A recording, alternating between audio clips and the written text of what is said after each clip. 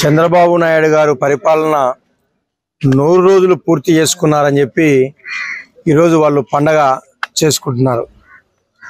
ప్రజలకు అది పండగ కాదు. ఆ 100 రోజుల పరిపాలన ఒక దండగగా ప్రజలు చెప్పుకోవడం జరుగుతుంది. సంక్షేమాన్ని సంక్షోభంలో నెట్టిన చంద్రబాబు నాయుడుని చూస్తున్నాం.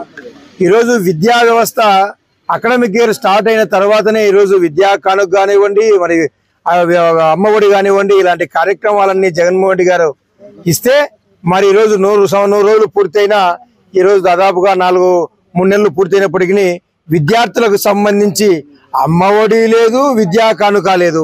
మరి ఈరోజు రైతులకు సంబంధించి కూడా ఎక్కడ చూసినా కూడా అన్ని రకాల సమస్యలు రైతులకు ఉన్నాయి. అన్ని రకాల ప్రజల మౌలిక సదుపాయాలను నిర్లక్ష్యం చేయడం జరిగింది. మరి ఇటువంటి పరిపాలన 100 రోజులు దేనికి మీరు పండగ చేసుకుంటున్నారో, దేనికి మీరు స్టిక్కర్లు ఇస్తున్నారో చెప్పాలని కోరుకుంటున్నా.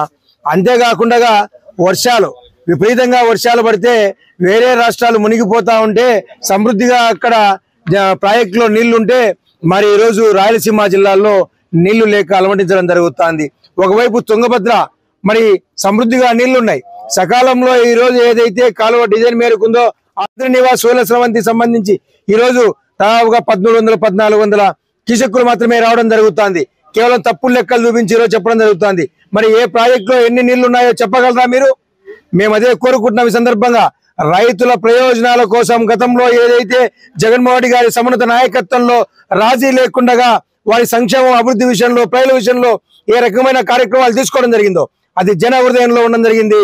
ఈ రోజు వన్నెగా వెన్నుపోటే బాటగా పతనమే ప్రతిభగా చంద్రబాబు నాయుడు 100 రోజుల పరిపాలన కొనసాగిందని చెప్పి నేను తెలియజేస్తున్నా.